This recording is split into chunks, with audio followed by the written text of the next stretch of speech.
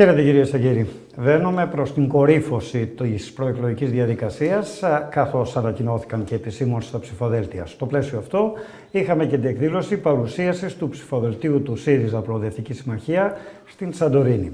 Έχουμε τη χαρά να φιλοξενούμε έναν εκ των υποψηφίων βουλευτών, τον κύριο Γιώργο Μαραγκό, τέος δήμαρχο Σύρου Ερμουπόλεως, που βρέθηκε στη Σαντορίνη και ανταποκρίθηκε στην πρόσκλησή μας για μια τηλεοπτική συνέντευξη. Κύριε Μαραγκέ, καλώς ήρθατε στη Σαντορίνη και καλώς ήρθατε ξανά στο στούντιο. Γεια σας κύριε Πράσο, σας ευχαριστώ για την ευγενική πρόσκληση να είμαι σήμερα στο στούντιο της εκπομπής και στο πλαίσιο της εκλογικής επικαιρότητας να έχουμε τη δυνατότητα να συζητήσουμε πολλά και ενδιαφέροντα, ελπίζω για τους τηλεθεατές σας, πράγματα.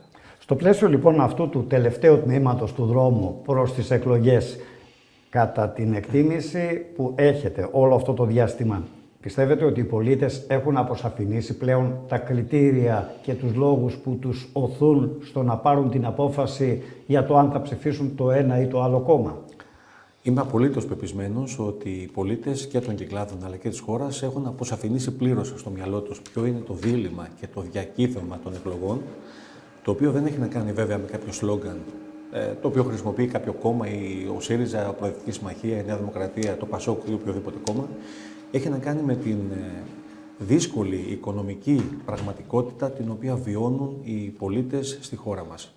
Είναι μια πραγματικότητα η οποία ουσιαστικά έχει τρώσει την ποιότητα ζωής των συμπολιτών μας, των πολιτών αυτής της χώρας. Ουσιαστικά οι πολίτες της χώρας δυσκολεύονται να διαβιώσουν με συνθήκες αξιοπρεπούς διαβίωσης. Μεγάλο τμήμα του πληθυσμού ζει κάτω από τα όρια της φτώχειας και αυτό είναι ένα ζήτημα το οποίο απασχολεί όλους ανεξαιρέτως πολίτες. Πέραν αυτού, πέραν της δύσκολης οικονομικής πραγματικότητας την οποία βιώνουν οι πολίτες, αυτό το οποίο βιώνουμε είναι και μία αντίληψη καθιστωτική περί της δημόσιας διοίκησης, την οποία έχει εγκαθιδρύσει η Νέα Δημοκρατία στη χώρα και η οποία έχει να κάνει με πράξεις, στάσεις και συμπεριφορές της, οι οποίες, κύριε Πράσο, βάλουν κατά του πυρήνα της ίδιας δημοκρατίας. Άρα λοιπόν μιλάμε για μια κυβέρνηση η οποία πέραν των υποκλοπών έχει εγκαταστήσει ένα κύκλωμα, αν θέλετε, ημετέρων και εξυπηρέτηση φερόντων για τους λίγους και όχι για τους πολλούς. Είναι μια κυβέρνηση η οποία χειραγωγεί την ίδια τη δικαιοσύνη, μια κυβέρνηση η οποία συνεισφέρει στρατηγικά στην μεγαλύτερη αναδιανομή πλούτου στη μεταπολίτευση. Να σας θυμίσω ότι, σύμφωνα με επίσημα στοιχεία, περισσότερες από 700.000 ελληνικές οικογένειες, νοικοκυριά, κινδυνεύουν να χάσουν την πρώτη κατοικία τους. Είναι μια κυβέρνηση η οποία έχει αναλωθεί στην διασπάθηση και την κατασπατάληση του δημόσιου πλούτου της χώρας. Τα δύο βασικά χαρακτηριστικά, συστατικά χαρακτηριστικά της επιλογής ενός πολίτη αφορούν ένα στο τι ένα κόμμα προγραμματικά υπόσχεται, αλλά και ένα δεύτερο χαρακτηριστικό, κύριε Μαραγκέ, είναι αυτό που αφορά σε κόμματα που έχουν κυβερνήσει και μάλιστα έχουν κυβερνήσει πρόσφατα. Θεωρώ ότι και ο ΣΥΡΙΖΑ και η Νέα Δημοκρατία έχουν αυτά τα δύο χαρακτηριστικά. Σε μικρότερο βαθμό και το ΠΑΣΟΚ Κίνημα Αλλαγής. Εσείς πιστεύετε ότι σε αυτήν τη σύγκριση και σύγκρουση, δηλαδή του τι έκανα και του τι υπόσχομαι ότι θα κάνω αν εκλεγώ ή αν επανεκλεγώ στην κυβέρνηση της χώρας, υπάρχει κάποιο πλεονέκτημα που θα μπορούσατε να το κατακυρώσετε στο κόμμα σας? Για να είμαστε απόλυτα ειλικρινείς, είμαι ένας άνθρωπος που στη ζωή μου και στην πολιτική μου διαδρομή και στην κοινωνική μου παρουσία και στην επαγγελματική μου δραστηριοποίηση υπήρξα αντικειμενικός όσο μπορούσα και μετριοπαθής. Θέλω λοιπόν να πω ότι επειδή υπάρχουν ακριβώς δείγματα γραφής, κατά τη διάρκεια της διακυβέρνησης της χώρας από το ΣΥΡΙΖΑ, βεβαίως και υπήρξαν και λάθη και αστοχίες και παραλήψεις. Άλλωστε, λάθη δεν κάνει όπως δεν κάνει τίποτα. Και οφείλουμε να ομολογήσουμε ότι ο ΣΥΡΙΖΑ Προοδευτική Συμμαχία γιγαντώθηκε, ενηλικιώθηκε απότομα σε μια χρονική διάρκεια μιας δεκαετίας περίπου, ξεκινώντας από το 3% ως ποσοστό εκλογικής επιρροής και φτάνοντας στο 36% ως κυβέρνηση. Άρα λοιπόν αυτή η απότομη ενηλικίωση προφανώς δημιούργησε και διάφορες, να το πω έτσι, συνθήκες κατά τη διάρκεια της διακυβέρνησης της χώρας. Ένα κόμμα το οποίο από τα κινήματα, αντισυστημικό κόμμα και από τους δρόμους, κλήθηκε να κυβερνήσει τη χώρα, να γίνει ένα κυβερνητικό, ένα συστημικό κόμμα. Καταλαβαίνετε λοιπόν ότι μέσα από αυτή τη διαδικασία υπάρχουν και αναταράξεις και ένα αέρος, δεν υπήρχε η πρώτερη εμπειρία, δεν υπήρχαν ενδεχομένως τα έμπειρα στελέχη, δεν υπήρχε κατάλληλη οργάνωση. Παρόλα αυτά όμως, οφείλουμε να ομολογήσουμε έτσι, με παρησία και αντικειμενικότητα ότι ο ΣΥΡΙΖΑ Προοδευτική Συμμαχία κυβέρνησε υπό ένα ασφικτικό καθεστώς επιτροπίας και μνημονίων το 2015 έως το 2019, κατάφερε να βγάλει τη χώρα, να δημιουργήσει τις συνθήκες αυτές που θα βγάλουν τη χώρα από τα μνημόνια και οφείλουμε, κύριε Πράσο, να παραδεχθούμε όλοι ότι διατήρησε ανέγκυχτο το ηθικό πλεονέκτημα της αριστεράς. Δηλαδή, το όλοι μαζί τα φάγαμε και όλοι οι ίδιοι είμαστε δεν ισχύει.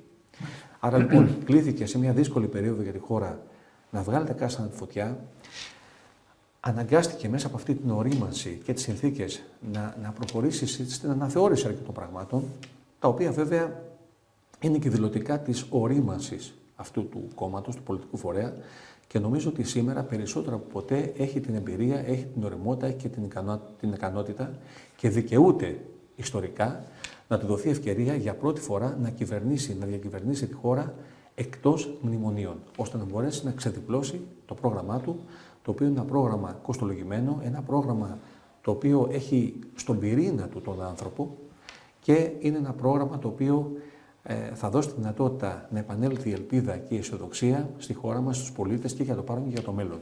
Είναι ένα πρόγραμμα το οποίο θα δώσει αυτή την προοπτική να υπάρξει μια αλλαγή του παραγωγικού μοντέλου που τόσο έχει ανάγκη η χώρα μας, ώστε να παράγεται πλούτος και αυτός ο πλούτος, κύριε Πράσο, να διανέμεται δίκαια. Διότι υπάρχει στο πλαίσιο της σπέκουλας και της προπαγάνδας που γίνεται μία άποψη η οποία κυκλοφορεί ότι ο ΣΥΡΙΖΑ, Προοδευτική Συμμαχία, είναι κατά της επιχειρηματικότητας, είναι κατά της παραγωγής πλούτου. Όχι, κύριε Πράσο. Σε κάθε ευνομούμενη πολιτεία, κάθε κυβέρνηση πρέπει να στοχεύει στην παραγωγή πλούτου, ο οποίος όμως πλούτος θα διανέμεται δίκαια στους πολίτες. Διότι αν δεν υπάρχει πλούτος να διανεμηθεί στους πολίτες, τότε θα διανέμουμε τη μιζέρια μας. Έτσι. Άρα, ο ΣΥΡΙΖΑ Προοδευτική Συμμαχία, με ένα πρόγραμμα στέρεο, συγκροτημένο και κοστολογημένο, το οποίο δομείται σε 6 συγκεκριμένους άξονες, μπορεί να δώσει αυτή τη νέα προοπτική για μια σύγχρονη προοδευτική διακυβέρνηση της χώρας, με κορμό, με βασικό πόλο το ΣΥΡΙΖΑ Προοδευτική Συμμαχία και όλα τα κόμματα του δημοκρατικού τόξου, τα οποία θα θελήσουν να συνεργαστούν προς αυτήν την κατεύθυνση. Κάθεστε απέναντί μου αυτή τη στιγμή ως υποψήφιος βουλευτής. Να υποθέσω ότι αυτό είναι και το αποτέλεσμα μιας πολιτικής ορίμανσης, γιατί δεν προκύψατε ξαφνικά. Θα θέλατε λοιπόν να κριθείτε εκτός ή να κρίνονται υποψήφοι, να το πάω και γενικώς, εκτός από την ρητορική τους ικανότητα ή την ιδεολογική γοητεία την οποία εκπέμπουν και από τον τρόπο, το πώς διαχειρίστηκαν την όποια εξουσία τους έδωσε ο πολίτης, όχι ορισμένοι από κάποιον, αλλά από τον πολίτη. Και αναφέρομαι τόσο στις θέσεις σας ως συνδικαλιστικού εκπροσώπου ή εκπροσώπου επιχειρηματικού στο επιμελητήριο, όσο κυρίως και από τη θέση σας ως Δημάρχου και Δημοτικού Συμβούλου στο μεγαλύτερο Δήμο των Κυκλάδων. Τα έχετε ως αποσκευή αυτά τα πράγματα για το πολιτικό σας μέλλον ή τα έχετε ως κάτι που αφορά στο παρελθόν? Προφανώς και έτσι πρέπει να γίνει, κανείς δεν έχει προκύψει από παρθενογένεση, άρα λοιπόν κάθε άνθρωπος κουβαλάει μαζί του την παρουσία του στα κοινά, στα κοινωνικά πράγματα, στα επαγγελματικά πράγματα της χώρας. Τόσο η Σύρος όσο και οι Κυκλάδες είναι μια μικρή γειτονιά. Άρα λοιπόν υπό την έννοια αυτή όλοι λιγότερο ή περισσότερο είμαστε γνωστοί. Βεβαίως και κάθε άνθρωπος θα πρέπει να κριθεί επί τη βάση του αποτυπώματος που έχει αφήσει σε όλη αυτή τη διαδρομή του, σε όλους τους τομείς του ανθρώπινου επιστητού που έχει εμπλακεί. Και άρα λοιπόν ζητώ και εγώ οι Κυκλαδίτες να με κρίνουν με βάση τη μέχρι σήμερα παρουσία μου. Θέλω να σας πω ότι ποτέ δεν υπήρξα κομματικός τέλεχος ή ακρεφνές κομματικός τέλεχος ή παιδί του κομματικού σωλήνα, να το πω έτσι. Πάντοτε υπήρξα μετριοπαθής, υπήρξα ένας άνθρωπος ο οποίος βιοπορίζεται από τη δουλειά του, το μεροκάματό μου δηλαδή, το ψωμί μου το βγάζω από τη δουλειά μου. Όχι από καμία καρέκλα, ούτε από καμία κομματική θέση. Και υπό την έννοια αυτή έχω μία αντίληψη περί των πραγμάτων τέτοια, η οποία έχει να κάνει με το ότι η συνεισφορά του καθενός στα πράγματα έχει να κάνει με την παρουσία του όλα αυτά τα χρόνια. Δεν θεωρώ τον εαυτό μου, όπως σας είπα, κομματικοποιημένο με την παρεξηγήσιμη έννοια του όρου. Η απόφασή μου να εμπλακώ με τα κοινά και να θέσω τον εαυτό μου στην κρίση των συμπολιτών μου στις Κυκλάδες είχε να κάνει κυρίως με αυτό το οποίο έβλεπα και βιώνει η χώρα μας. Δηλαδή την απογοήτευση, τον θυμό και την αγανάκτηση των συμπολιτών μας και στις Κυκλάδες και σε όλη τη χώρα αναφορικά με αυτά τα οποία ζούμε, τα οποία είναι πρωτοφανή για τη μεταπολίτευση.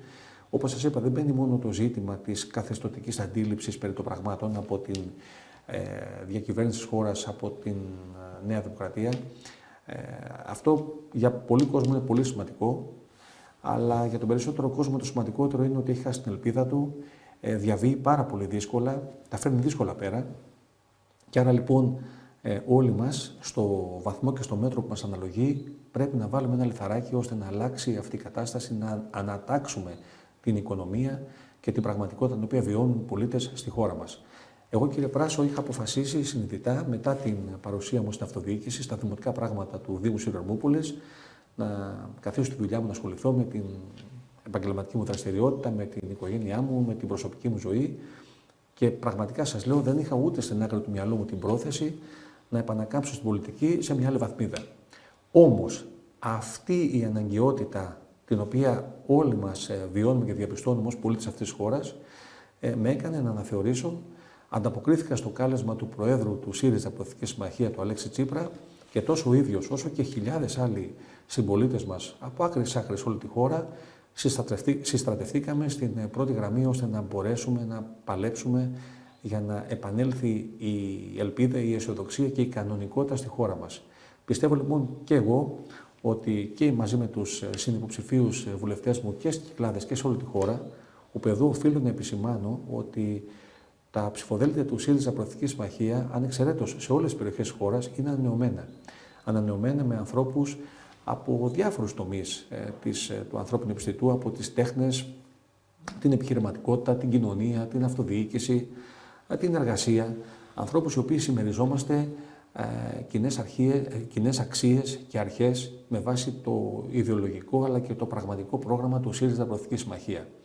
Είμαι λοιπόν πεπισμένος ότι και εμείς οι ίδιοι, αλλά και ο κάθε πολίτης από τη θέση του και το κάθε στέλεχος, αν θέλετε, ή μέλος του ΣΥΡΙΖΑ Προοδευτική Συμμαχία που είναι εγγεγραμμένος σε μια ΟΜ ή ανώτερο στέλεχος, θα δώσουμε από κοινού τη μάχη για να επικοινωνήσουμε ακριβώς το πρόγραμμα του ΣΥΡΙΖΑ Προοδευτική Συμμαχία προς την κοινωνία και να καταστήσουμε σαφές προς όλους τους πολίτες ότι είναι αδύρυτη ανάγκη αυτή η αλλαγή πλεύσης, η αλλαγή κατεύθυνσης, ώστε από μια διακυβέρνηση απολυταρχική και καθεστωτική στη χώρα να πάμε σε μια διακυβέρνηση προοδευτική, σύγχρονη, η οποία θα εγκαταστήσει πάλι τη δικαιοσύνη στη χώρα μας. Δικαιοσύνη σε όλους τους τομείς. Διότι το διακύβευμα και το δίλημμα των εκλογών είναι πολύ συγκεκριμένο. Είναι εντιμότητα η διαφθορά, είναι αλήθεια η συγκάλυψη, είναι δημοκρατία ή οικογενειοκρατία, είναι δικαιοσύνη ή αδικία. Διότι, κύριε Πράσο, την αδικία, όπως πολύ εύγλωτα και εύστοχα έχει αναφέρει Πολάκης και ο πρόεδρος του ΣΥΡΙΖΑ, την αδικία δεν θέλει κανείς, ούτε ο αριστερός, ούτε ο δεξιός, ούτε ο κεντρός. Και σήμερα στη χώρα μας υπάρχει αδικία. Το κεντρικό σύνθημα του κόμματός σας λοιπόν είναι το δικαιοσύνη παντού. Και θα ήθελα να μου πείτε εν συνόψη πώς εσείς εκλαμβάνετε αυτό το δικαιοσύνη παντού και πώς κατοπτρικά ίσως θα θέλατε να το εκλάβουν οι πολίτες οδηγούμενοι προς την κεντρική τους επιλογή. Γιατί κακά τα ψέματα ένα κομμάτι της κοινωνίας οδηγείται στην τελική του απόφαση λίγο πριν και ένα ακόμα μικρότερο βέβαια κομμάτι μπαίνοντας στο παραβάν. Τι σημαίνει αυτό το δικαιοσύνη παντού που πρέπει να οδηγήσει τον πολίτη στο να κάνει την, κατά την άποψή σας, ορθή επιλογή? Ναι, πέραν όπως σας προανέφερα από την καθεστωτική αντίληψη περί της άσκησης της δημόσιας διοίκησης από την Νέα Δημοκρατία, η δικαιοσύνη παντού έχει να κάνει με την εξυπηρέτηση των συμφερόντων των πολλών.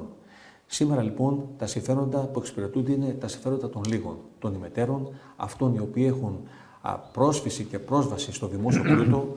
Υπάρχει μια διασπάθηση και μια κατασπατάληση των δημόσιων πόρων, διότι η Νέα Δημοκρατία εξυπηρετεί τους ημετέρους, οι οποίοι είναι και οι χορηγοί της. Άρα λοιπόν εξυπηρετεί αυτούς οι οποίοι την ελέγχουν και οι οποίοι την έχουν επιβάλει σήμερα στη χώρα. Η Νέα Δημοκρατία, όπως είπα, είναι μια κυβέρνηση, ουσιαστικά λειτουργεί ως μια κυβέρνηση εξυπηρέτησης των συμφερόντων των λίγων, πριμοδοτώντας την εσχροκέρδεια, πριμοδοτώντας τα καρτέλ εις βάρος των πολλών, εις βάρος των πολιτών. Άρα λοιπόν η δικαιοσύνη κυρίως έχει να κάνει με την, όπως σας προανέφερα, με την δίκαιη διανομή του παραγόμενου πλούτου. Ο πλούτος αυτός δεν πρέπει να πηγαίνει στις τσέπες των λίγων, πρέπει να πηγαίνει στις τσέπες των πολλών. Απαιτείται λοιπόν μία αλλαγή και στην αντίληψη, αλλά μία αλλαγή και στο παραγωγικό μοντέλο της χώρας. Οι αριθμοί πολλές φορές δεν λένε την αλήθεια, όμως στη συγκεκριμένη περίπτωση είναι δηλωτική της πορείας στην οποία βαδίζει η χώρα. Να σας πω λοιπόν, κύριε Πράσο, τα τελευταία 4 χρόνια, από το 2019 μέχρι και σήμερα, το δημόσιο χρέος έχει αυξηθεί κατά περίπου 40 δισεκατομμύρια ευρώ, το ιδιωτικό χρέος στη χώρα έχει αυξηθεί κατά 44 δισεκατομμύρια ευρώ,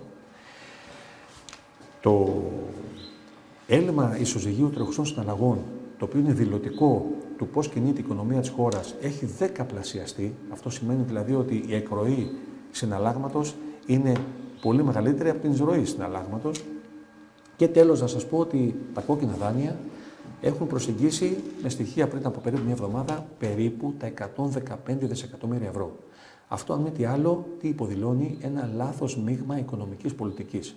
Πρέπει λοιπόν να υπάρξει μια αλλαγή πλεύσης, μια παραγωγική ανασυγκρότηση της χώρας επί τη βάση συγκεκριμένων πολιτικών και πρωτοβουλειών, όπου το πρόγραμμα του ΣΥΡΙΖΑ Προοδευτική Συμμαχία κινείται προς αυτήν την κατεύθυνση.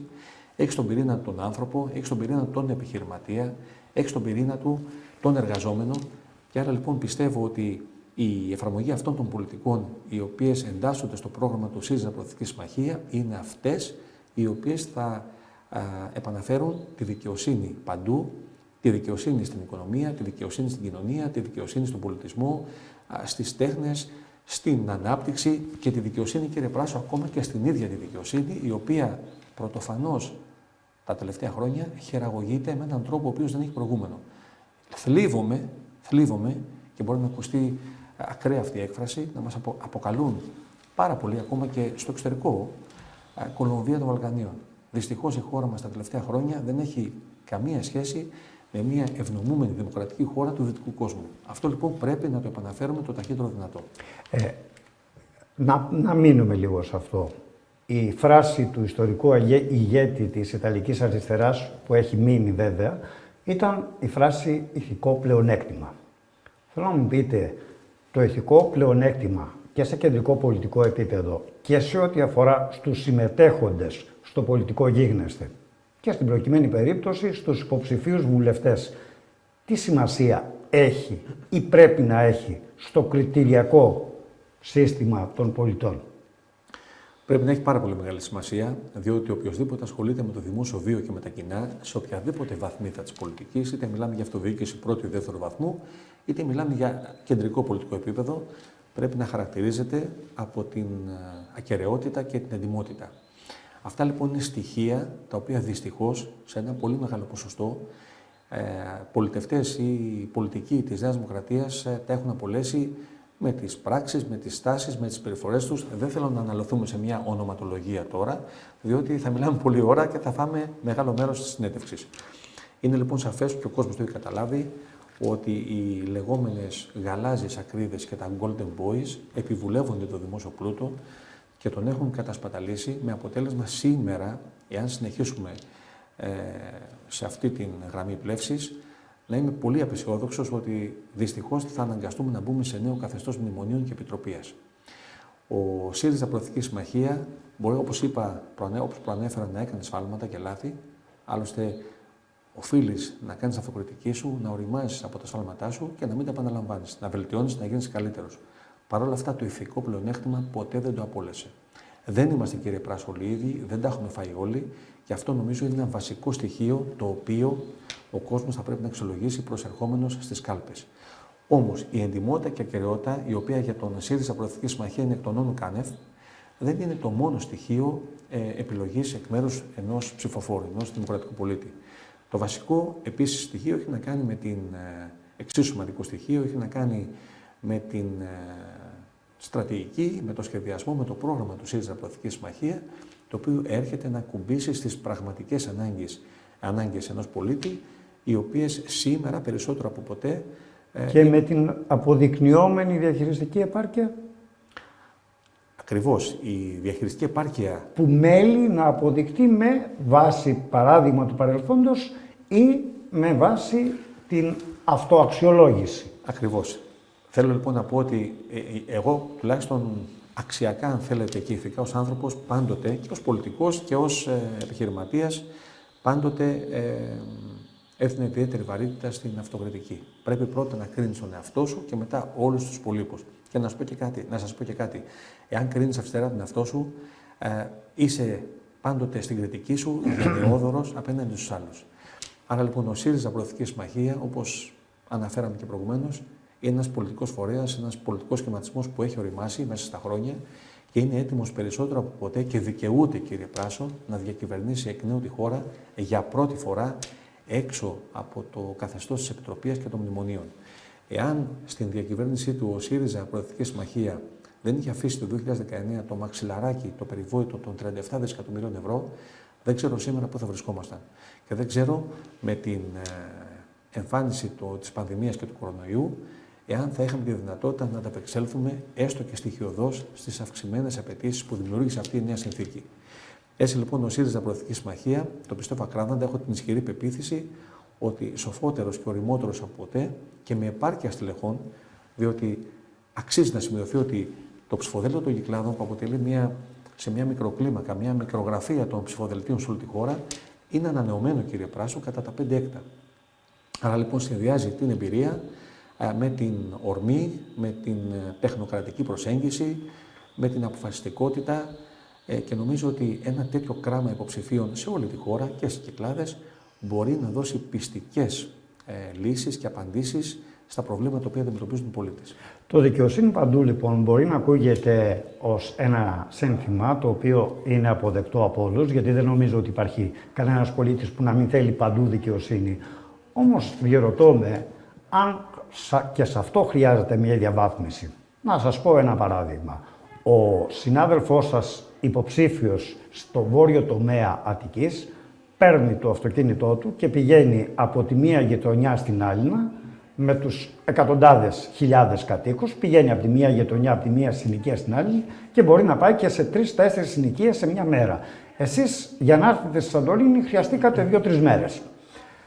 Το δεύτερο είναι ότι αν εσείς βρεθείτε αύριο στην Κίμολο ή στην Σέριφο, ενώ ο συνυποψήφιός σας βρεθεί στο Νέο Ηράκλειο ή στη Νέα Ιωνία και πάθετε, παρότι είστε νέος άνθρωπος και υγιέστατος, πάθετε κάτι, κατευθείαν σε 10 λεπτά πρέπει να μπορείτε να είστε σε ένα νοσοκομείο.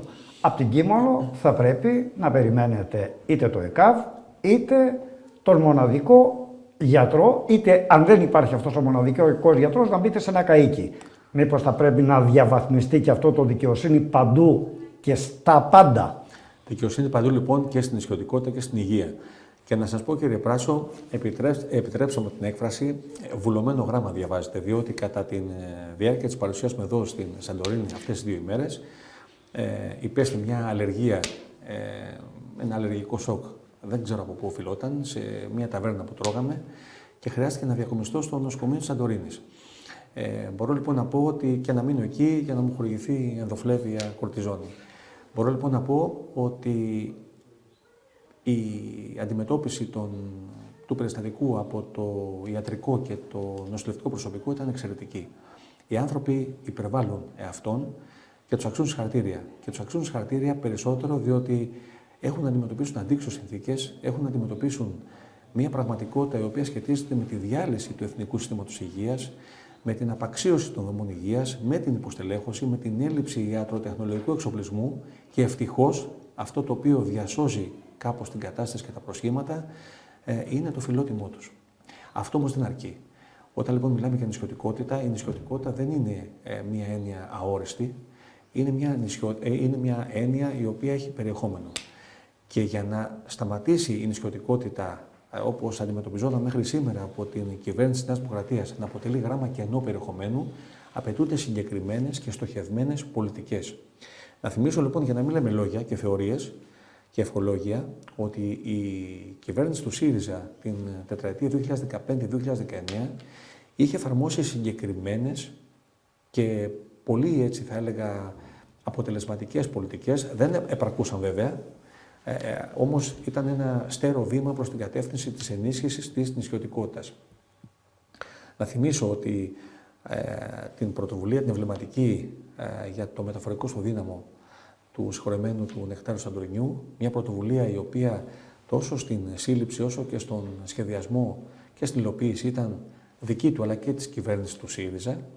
Να θυμίσω την ενίσχυση των δομών υγείας στις Κυκλάδες και των νοσοκομείων της Σαντορίνης που εγκαινιάστηκε το 2016 και των νοσοκομείων της Νάξου και της Σύρου αλλά και των μικρότερων υγειονομικών μονάδων, την ενίσχυσή τους με προσωπικό, ιατρικό και νοσηλευτικό και διοικητικό προσωπικό που ήταν στην καλύτερη δυνατή κατάσταση εκείνη την περίοδο. Σήμερα υπάρχει πλήρης απαξία και αποψήλωση αυτών των δομών από προσωπικό αλλά και από ιατροτεχνολογικό εξοπλισμό. Να θυμίσω το σχεδιασμό και την υλοποίηση ενός προγράμματος, ειδικά για τον Νότιο Αιγαίο και για τις Κυκλάδες, του αναπτυξιακού προγράμματος ειδικού σκοπού, το οποίο είχε ως στόχο να χρηματοδοτήσει με πρόσθετους δημόσιους πόρους έργα υποδομής σε μικρά νησιά της περιφέρειάς μας και να αμβλύνει έτσι την υποχρηματοδότηση η οποία υπήρχε ένεκα του γεγονότος ότι το Νότιο Αιγαίο ανήκει στις περιφέρειες μετάβασης, δηλαδή στις πιο ανεπτυγμένες. Και αυτό, κύριε Πράσο, συνιστούσε μια πολύ μεγάλη αδικία, διότι νησιά τα οποία συνεισφέρουν πολύ ψηλά στο τοπικό κατακεφαλήν ΑΕΠ, ας το πούμε έτσι, όπως στα Δωδεκάνησα η Ρόδος, η Κος, στις Κυκλάδες η Σαντορίνη, η Μύκονος, η Πάρος, η Κισήρος, η Νάξος. Αυτά λοιπόν τα νησιά δημιουργούν μια ενδοπεριφερειακή αδικία. Ουσιαστικά δηλαδή παίρνουν στο λαιμό τους, να το πω έτσι, και άλλα νησιά μικρότερα, δεύτερης και τρίτης ταχύτητας, τα οποία επειδή εντάσσονται στην ίδια περιφέρεια, στην ίδια γεωγραφική ενότητα, πληρώνουν το Μάρμαρα, να το πω έτσι. Αυτό λοιπόν το πρόγραμμα έχει ως στόχο να χρηματοδοτήσει έργα υποδομής, λιμενικά έργα, αφαλατώσεις, αποχετεύσεις, ιδρεύσεις σε μικρότερα νησιά. Αυτό λοιπόν είναι το τι έγινε. Άρα, για να μην θεωρητικολογούμε, η κυβέρνηση του ΣΥΡΙΖΑ Προοδευτική Συμμαχία, τότε ήταν σκέτο ΣΥΡΙΖΑ, τώρα είναι ΣΥΡΙΖΑ Προοδευτική Συμμαχία, είχε εφαρμόσει πολύ συγκεκριμένες και πιστικές πολιτικές. Σήμερα λοιπόν η κυβέρνηση του ΣΥΡΙΖΑ και για την υγεία, που για μένα τουλάχιστον, εξ όσων έχω διαπιστώσει σε όλα τα νησιά που επισκέπτομαι, αποτελεί την ύψιστη ανάγκη και προτεραιότητα, ο ΣΥΡΙΖΑ λοιπόν σήμερα έρχεται κατά αντιστοιχεία με το μεταφορικό ισοδύναμο να εισαγάγει στην υγεία και στο νέο νησιωτικό ΕΣΥ το υγειονομικό ισοδύναμο. Είναι λοιπόν μια δέσμη δράσεων και πρωτοβουλειών η οποία έχει να κάνει με την πραγματοποίηση 15.000 προσλήψεων σε βάθος τριετίας και ιατρών, ιατρικών ειδικοτήτων και νοσηλευτών και στα νησιά μας, με τη χορήγηση κινήτρων είτε οικονομικών, είτε στέγασης, είτε άλλων παροχών, για να μπορούν οι άνθρωποι αυτοί, οι επιστήμονες, νέοι επιστήμονες, να επιλέγουν τα νησιά μας. Για ποιο λόγο να έρθει ένας νέος ιατρός να πάει στη Σίκινο, να πάει στη Φολέγαδρο και να κάνει το αγροτικό του και να αφιερώσει 3-5 χρόνια. Αυτός λοιπόν ο άνθρωπος πρέπει να έχει συνθήκες αξιοπρεπούς διαβίωσης και στην περιοχή στην οποία θα ασκεί το λειτουργήμά του, αλλά θα πρέπει να έχει και κίνητρα ώστε μεθαύριο, αφού πραγματοποιήσει ας πούμε την εκεί παρουσία του και το αγροτικό του, να μπορεί να επιλέξει μια υγειονομική μονάδα για να συνεχίσει την μετακπαίδευσή του και τη μετέπειτα ζωή του. Αυτά λοιπόν όλα είναι πιστικές και συγκεκριμένες και χειροπιαστές πολιτικές για την νησιωτικότητα. Κύριε Μαραγκέ, με πολύ ενδιαφέρον βλέπω το τελευταίο διάστημα τις πολιτικές σας παρεμβάσεις. Σας παρακολουθούσα τακτικότατα και όταν ήσασταν δήμαρχος Σύρου Ερμού Πόλεως. Μου έκανε εντύπωση μια παρέμβασή σας και θα μου επιτρέψετε να πω ότι είστε από τους ελάχιστους, αν όχι ο μοναδικός, που έχετε θέσει αυτό το ζήτημα, που για μένα τουλάχιστον και για ανθρώπους που γνωρίζω παίζει ένα ρόλο. Δηλαδή της έλλειψης προσβασιμότητας των μικρών επιχειρηματιών που αποτελούν και τη ραχοκοκαλιά της οικονομίας σε χρηματοδοτικά εργαλεία, με αποτέλεσμα είτε να μην υπάρχουν επαρκείς πόροι, είτε να μην μπορεί ο επιχειρηματίας που είτε αυταπασχολείται αυτός και η οικογένειά του, είτε απασχολεί 2, 3 έως 5 εργαζόμενους, σε τέτοια χρηματοδοτικά εργαλεία, με αποτέλεσμα και να βρίσκεται πίσω σε ζητήματα ανταγωνισμού και να βρίσκεται πίσω γενικότερα ως κοινωνία σε ζήτηματα ανάπτυξης. Αυτό το ψηφιακό και χρηματοδοτικό χάσμα μπορεί να καλυφθεί με κεντρικές νομοθετικές ή άλλου τύπου παρεμβάσεις κατά την άποψή σας? Κύριε Πράσο, και μπορεί και πρέπει να καλυφθεί και κάθε κυβέρνηση οφείλει να ενσκύπτει σε αυτά τα προβλήματα, τα οποία εν πολλοίς έχουν να κάνουν και με την νησιωτικότητα. Όπως είπατε και εσείς πολύ σωστά, το 95% των επιχειρήσεων της χώρας είναι μικρομεσαίες επιχειρήσεις. Ιδιαίτερα στα νησιά μας, οι περισσότερες από αυτές είναι και οικογενειακές μικρές επιχειρήσεις. Μετά λοιπόν από την παρέλευση κάποιων ετών όπου οι επιχειρήσεις βίωσαν δύσκολες συνθήκες, ήταν η πανδημία, ήταν ο πόλεμος στην Ουκρανία και η ενεργειακή ακρίβεια, ήταν οι γεωπολιτικές συνθήκες που δημιούργησαν ένα εκρηκτικό κοκτέιλ για την οικονομία, την παγκόσμια και την εθνική και την τοπική και την υπερτοπική. Οι επιχειρήσεις των κυκλάδων ανέμεναν ως μάνα εξ ουρανού την χρηματοδότηση από χρηματοδοτικά εργαλεία και προγράμματα του νέου ΕΣΠΑ. Να σας θυμίσω ότι οι τελευταίες δράσεις αναπτυξιακές επενδυτικές για τις επιχειρήσεις, δεν αναφέρομαι σε προγράμματα ρευστότητας για τον κορονοϊό, για την πανδημία, οι τελευταίες επενδυτικές δράσεις του ΕΣΠΑ ήταν το 2018, επί κυβέρνησης ΣΥΡΙΖΑ, ήταν η εργαλειοθήκη μικρομεσαίων επιχειρήσεων και άλλες δράσεις, η ίδρυση νέων τουριστικών επιχειρήσεων, που έκτοτε μέχρι και σήμερα δεν είχε βγει καμία άλλη δράση. Ανέμεναν λοιπόν με πολύ μεγάλη αγωνία οι επιχειρήσεις όλης της χώρας αλλά και των κυκλάδων τα νέα χρηματοδοτικά εργαλεία, τα οποία είχαν πολυδιαφημιστεί από την πολιτική ηγεσία του Υπουργείου Ανάπτυξης ως οι νέες εμβληματικές δράσεις του ΕΣΠΑ. Να σας πω λοιπόν ότι αυτές οι εμβληματικές δράσεις αποδείχθηκαν φιάσκο και ουσιαστικά έχουν σήμερα με τις εξελίξεις που υπάρχουν δημιουργήσει μια αγανάκτηση και μια αναστάτωση στις μικρομεσαίες επιχειρήσεις των κυκλάδων λόγω του εμπεγμού που υφίστανται. Να σας πω λοιπόν ότι υπήρξε μια σαφής υποχρηματοδότηση των επιχειρήσεών μας, διότι τόσο το Νότιο Αιγαίο, δηλαδή οι Κυκλάδες και το Δωδεκάνησα, όσο και η Αττική, ως περιφέρειες μετάβασης, είναι οι δύο από τις 13 περιφέρειες που εξαιτίας του κατακεφαλήν ΑΕΠ που σας προανέφερα θεωρούνται ανεπτυγμένες περιφέρειες. Αυτές λοιπόν οι δύο περιφέρειες υποχρηματοδοτήθηκαν από τις βασικές δράσεις του ψηφιακού μετασχηματισμού και της πράσινης μετάβασης, με αποτέλεσμα να διατεθεί σε αυτές μόνο το 20% του προϋπολογισμού από τα 700 εκατομμύρια ευρώ των δύο δράσεων. Οι δύο υποδράσεις της πράσινης μετάβασης ήταν η πράσινη παραγωγική επένδυση και ο πράσινος μετασχηματισμός. Δύο δράσεις προϋπολογισμού 700 εκατομμυρίων ευρώ, όπου οι επιχειρήσεις της Αττικής και του Νοτιού Αιγαίου έλαβαν μόνο ως κατανομή το 20%, τα 140 εκατομμύρια ευρώ. Δηλαδή, σε δύο περιφέρειες όπου αριθμητικά βρίσκεται το 60% περίπου βάσει στοιχείων των επιχειρήσεων της χώρας, σε δύο περιφέρειες που συνεισφέρουν τόσο πολύ στο εθνικό ΑΕΠ, υπήρξε αυτή η δραματική υποχρηματοδότηση.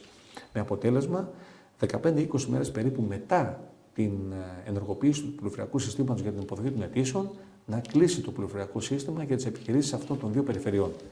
Αυτό λοιπόν συνιστά μία εξόφθαλμη αδικία. Άρα λοιπόν, δικαιοσύνη ζητάμε και στην ανάπτυξη, δικαιοσύνη ζητάμε και στους πόρους του ΕΣΠΑ. Προς τις επιχειρήσεις μας, οι οποίες έχουν να λειτουργήσουν σε ένα παγκοσμιοποιημένο και ανταγωνιστικό περιβάλλον. Περίμεναν λοιπόν αυτές οι επιχειρήσεις τους πόρους του ΕΣΠΑ για να εξυγχρονιστούν, για να αναβαθμιστούν, για να προσαρμοστούν στα νέα δεδομένα, για να γίνουν περισσότερο βιώσιμες στη λειτουργία τους, περισσότερο πράσινες και να μειώσουν τα κόστη τους, τα ενεργειακά και όχι μόνο, με αποτέλεσμα σήμερα αυτές οι επιχειρήσεις να νιώθουν αγανάκτηση και απελπισία για τις εξελίξεις αυτές. Μάλιστα. Να σας πω, κλείνοντας την απάντηση στην ερώτησή σας, ότι η επιχειρηματικότητα έχει να κάνει ουσιαστικά με την ύπαρξη των επιχειρήσεων και την ύπαρξη των εργαζομένων. Δεν υπάρχουν επιχειρήσεις χωρίς εργαζομένους και δεν υπάρχουν και εργαζόμενοι χωρίς επιχειρήσεις.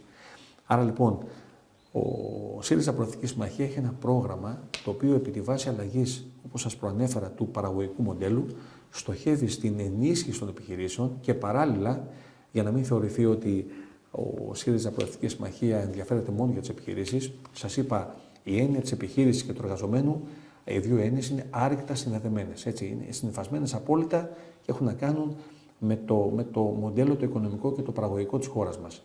Ο ΣΥΡΙΖΑ λοιπόν Προοδευτική Συμμαχία εφαρμόζει πολιτικές και για τις επιχειρήσεις στο πρόγραμμά του, αλλά επίσης έχοντας και στον πυρήνα του τον άνθρωπο, θέλει να επαναφέρει την δικαιοσύνη και στις εργασιακές συνθήκες και να επαναφέρει τα εργασιακά δικαιώματα που σήμερα περισσότερο από ποτέ έχουν τρωθεί. Δηλαδή, επί της ουσίας υπάρχει η κατάργηση του οκταώρου, υπάρχει η ενίσχυση της αδήλωτης εργασίας, Υπάρχει ο εμπεγμός των εργαζομένων με την αύξηση του κατώτατου μισθού, που κύριε Πράσο, λόγω της ακρίβειας της ζωής, ξέρετε πολύ καλά ότι από τη μία τσέπη φεύγουν 10 ευρώ στον εργαζόμενο και από την άλλη τσέπη μπαίνουν 2 ευρώ. Και θεωρεί ο κ. Μητσοτάκης ότι ο εργαζόμενος θα πρέπει να είναι ευγνώμων και να λέει ευχαριστώ. Άρα λοιπόν όλα αυτά είναι βασικά ζητούμενα τα οποία το πρόγραμμα του ΣΥΡΙΖΑ Προοδευτική Συμμαχία τα αντιμετωπίζει και όπως σας είπα, είμαι απόλυτα πεπισμένος ότι με την εφαρμογή αυτής της νέας προοδευτικής και δημοκρατικής διακυβέρνησης της χώρας θα αποκατασταθούν οι ισορροπίες, θα αρθούν οι αδικίες και θα έρθουν στο προσκήνιο τόσο εργαζόμενοι, όσο επιχειρηματίες, όσο και πολίτες. Τελευταίο μου ερώτημα για να κλείσουμε την συνέντευξή μας, κύριε Μαραγκέ, είναι ότι ως δήμαρχος, με βιωματικό, άρα σκληρό τρόπο, αντιληφθήκατε τι σημαίνει εκπροσωπώ τους πολίτες. Αποκρισταλώσατε άποψη. Τώρα, ως υποψήφιος βουλευτής και περιτρέχοντας όλο αυτό το διάστημα, όλα τα νησιά, έχετε αποκρισταλώσει άποψη για το τι περιμένει ο πολίτης από τον βουλευτή του και τι εσείς προτίθεστε να κάνετε? Λοιπόν, πέραν της δικαιοσύνης σε όλους τους τομείς, την οποία δικαιοσύνη και αναλύσαμε και τεκμηριώσαμε πώς την εννοεί και πώς την καταλαβαίνει ο ΣΥΡΙΖΑ και πώς θέλει να την επαναφέρει στην πραγματική ζωή και στην καθημερινότητα του κάθε πολίτη, τα προβλήματα τα οποία έχω αποκρισταλώσει και έχω ιεραρχήσει επισκεπτόμενος σχεδόν όλα τα νησιά, πάνω κάτω, σε μικρότερη ή μεγαλύτερη κλίμακα, είναι τα ίδια. Και ιεραρχώντας τις βασικές προτεραιότητες για τα νησιά μας και για τους πολίτες, εγώ θα έβαζα ως κυρίαρχο το ζήτημα της υγείας, το οποίο είναι πάρα πολύ σημαντικό για να μπορέσει να εμπεδώσει ένας πολίτης, ένας δημότης, ο οποίος ζει και διαβεί στις Κυκλάδες, μια ασφάλεια στη ζωή του. Είναι ένα ζήτημα το οποίο είναι το κυρίαρχο για να εμπεδοθεί ένα κλίμα ασφάλειας στην καθημερινότητά μας. Απ' την άλλη, βέβαια, το θέμα της υγείας, κύριε Πράσο, είναι ένα βασικό ζητούμενο και για τους επισκέπτες οι οποίοι έρχονται στα νησιά μας. Πάρα πολλοί κόσμος επισκέπτες από όλα τα μέρη του κόσμου και εδώ στη Σαντορίνη που έρχονται. Ένα βασικό στοιχείο επιλογής προορισμού είναι το ζήτημα της επάρκειας των υγειονομικών υποδομών. Ένας επισκέπτης ο οποίος έρχεται από την Αυστραλία, από την Αμερική, από την Ευρώπη, στη Σαντορίνη ή σε οποιοδήποτε νησί μας, και ο οποίος μπορεί να έχει ένα βεβαρημένο ιστορικό υγείας, θέλει να γνωρίζει αν ομιγέννητος συμβεί κάτι εκεί που θα βρίσκεται στις διακοπές του, πώς θα αντιμετωπιστεί. Άρα λοιπόν η υγεία είναι το μείζον ζήτημα. Από εκεί και πέρα, άλλα ζητήματα τα οποία έχω ιεραρχήσει ως τα σημαντικότερα με βάση αυτά τα οποία έτσι έχω καταγράψει και με την επαφή με την τοπική αυτοδιοίκηση, με τις δημοτικές αρχές, τις αντιπολιτεύσεις, τους συλλογικούς φορείς και τους πολίτες, για κάθε νησί είναι. Κάθε νησί το οποίο θέλει να είναι και ένας τουριστικός προορισμός. Είναι τα βασικά ζητήματα υποδομών ίδρευσης αποχέτευσης, είναι τα ζητήματα της διαχείρισης των απορριμμάτων, που και στη Σαντορίνη το βιώνετε και εσείς πάρα πολύ καλά, είναι ένα τεράστιο ζήτημα. Και επίσης τα ζητήματα των ασφαλών υποδομών προσπελασιμότητας. Δηλαδή να μπορεί ένας επισκέπτης είτε μέσω του αεροδρομίου είτε μέσω του λιμανιού να πάει και να φύγει με ασφάλεια από ένα νησί. Και ο επισκέπτης και ο κάτοικος. Τώρα, άλλα επιμέρους ζητήματα έχουν να κάνουν με τα ιδιαίτερα χαρακτηριστικά και το οικονομικό μοντέλο που εφαρμόζει κάθε νησί. Για παράδειγμα, στην Άξο υπάρχει ο πρωτογενής τομέας. Άρα λοιπόν εκεί απαιτούνται πολιτικές για να μπορέσουν να στηρίξουν τον πρωτογενή τομέα και να μην λειτουργεί ο τουρισμός ως μόνο καλλιέργεια.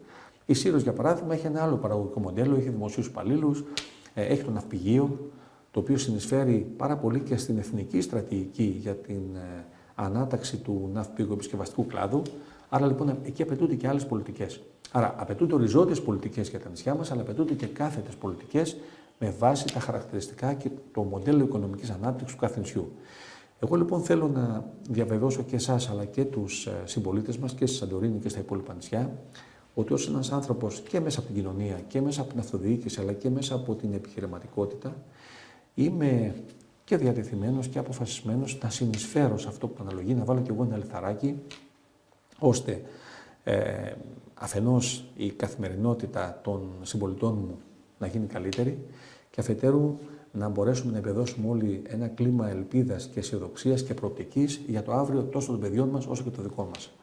Θέλω λοιπόν να περάσω και ένα μήνυμα προς τους συμπολίτες μας, χρησιμοποιώντας μια ρίση του Αμερικανού Προέδρου, του Αβραάμ Λίνκολν, για τις τότε εκλογές στις ΗΠΑ, ότι η ψήφος είναι πιο δυνατή από μια σφαίρα. Και είναι πιο δυνατή από μια σφαίρα διότι με τη σφαίρα μπορείς να σκοτώσεις τον εχθρό σου, Με την ψήφο μπορείς να σκοτώσεις το μέλλον των παιδιών σου. Αυτό λοιπόν είναι πάρα πολύ σημαντικό. Οφείλει ο κάθε πολίτης προσερχόμενος προς την κάλπη να το έχει κατά νου, με νηφαλιότητα, με αντικειμενικότητα, με ψυχραιμία και με αντίληψη περί των πραγμάτων. Οφείλει να επιτελέσει το ύψιστο καθήκον του, να ψηφίσει με γνώμονα όλα αυτά τα οποία συζητήσαμε, με γνώμονα το υπέρτερο συμφέρον, όχι το μικροπολιτικό, όχι το μικροκομματικό, όχι το οικονομικό συμφέρον το ιδιωτικό, το υπέρτερο συμφέρον της χώρας. Άρα λοιπόν ελπίζω ότι τόσο οι πολίτες των Κυκλάδων, όσο και οι πολίτες όλης της χώρας έχουν καταλάβει το διακύβημα και το ισχυρό δίλημμα των εκλογών και προσερχόμενοι στις κάλπες θα κάνουν αυτό που πρέπει, ώστε η χώρα μας να μπορέσει να πραγματοποιήσει μια αλλαγή πλεύσης, μια αλλαγή κατεύθυνσης, ώστε να αποκτήσει επιτέλους μια δημοκρατική, μια προοδευτική, μια σύγχρονη κυβέρνηση, η οποία θα αγκαλιάζει όλους τους Έλληνες και όχι μόνο τους συμμετέρους και τα δικά τους παιδιά. Ευχαριστώ πάρα πολύ, κύριε Μαραγκέ. Σας ευχαριστώ και εγώ. Ο υποψήφιος βουλευτής Κυκλάδων του ΣΥΡΙΖΑ, ο κ. Μαραγκός, μας μίλησε για την προεκλογική αυτή μάχη. Να είστε καλά.